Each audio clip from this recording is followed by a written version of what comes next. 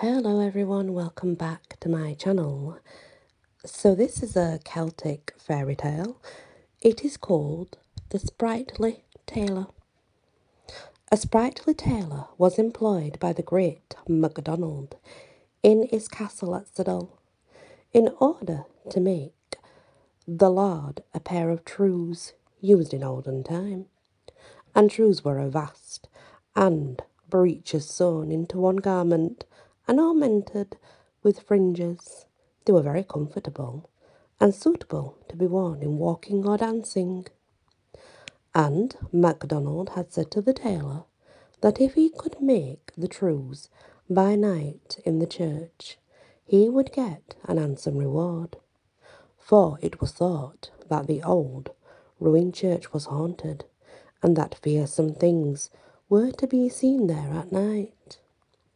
The tailor was well aware of this, but he was a sprightly man, and when he dared him to make the trews by night in the church, the tailor was not to be daunted, but took it in hand to gain the prize. So when night came, away he went up the glen, about half a mile distance from the castle, till he came to the old church. Then he chose him a nice gravestone for a seat, and lighted his candle, and put on his thimble and set to work at the trews, plying his needle nimbly, and thinking about the reward that the Lord would have to give him. For some time he got on pretty well, until he felt the floor all of a tremble under his feet, and looking about him, but keeping his fingers at work, he saw the appearance of a great human head rising up through the stone pavement of the church. And when the head had risen above the surface, there came from it a great, great voice. And the voice said, "Do you see this great head of mine?" "I see that, but also this," replied the sprightly tailor, and he stitched away at the trews.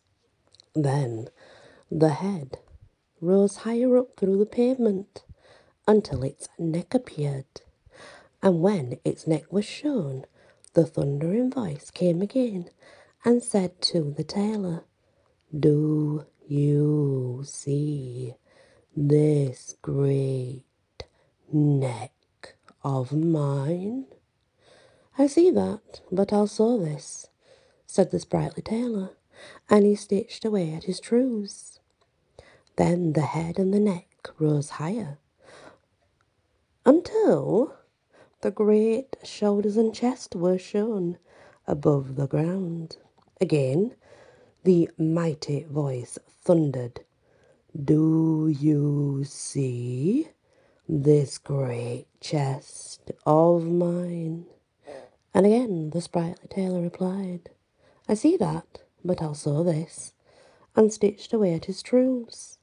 And still it kept rising through the pavement until it shook a great pair of arms in the tailor's face and said, "Do you see these great arms of mine?" "I see those, but also this," answered the tailor, and he stitched hard at his trews, for he knew that he had no time to lose. The sprightly tailor was taking the long stitches when he saw it gradually rising and rising through the floor until it lifted out a great leg, and stamping with it upon the pavement, said in a roaring voice, "Do you see this great leg of mine?" "Aye, aye, I see that, but also these," cried the sailor, and his fingers flew with the needle, and he took such long stitches that he was just coming to the end of it, just as it was taking up its other leg. But before it could pull it out of the pavement, the sprightly tailor had finished his task, and, blowing out the candle and springing from off his gravestone, he buckled up and ran out of the church with the trews under his arm. Then the fearsome thing gave a loud roar and stamped with both of its feet upon the pavement, and out of the church it went, after the sprightly tailor. Down the glen they ran, faster than the stream when the floods ride it. But the tailor had got the start, and a nimble pair of legs, and he did not choose to lose the lad's reward. And though the thing roared to him to stop, yet the sprightly tailor was not the man to be beholden to a monster. So he held his trews tight, and let no darkness grow under his feet until he had reached Saddle Castle. He had no sooner got inside the gate and shut it, than the apparition came up to it, and enraged at losing his prize, struck the wall above the gate, and left there the mark of his 5 great fingers. Ye may see them plainly to this very day, if you'll peer close enough.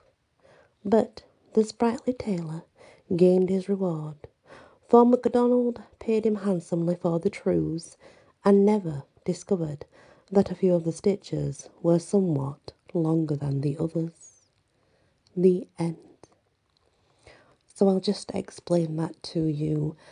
A lord is kind of like a lord back in the day, so someone of importance, and the trews that he's making are just trousers, pants.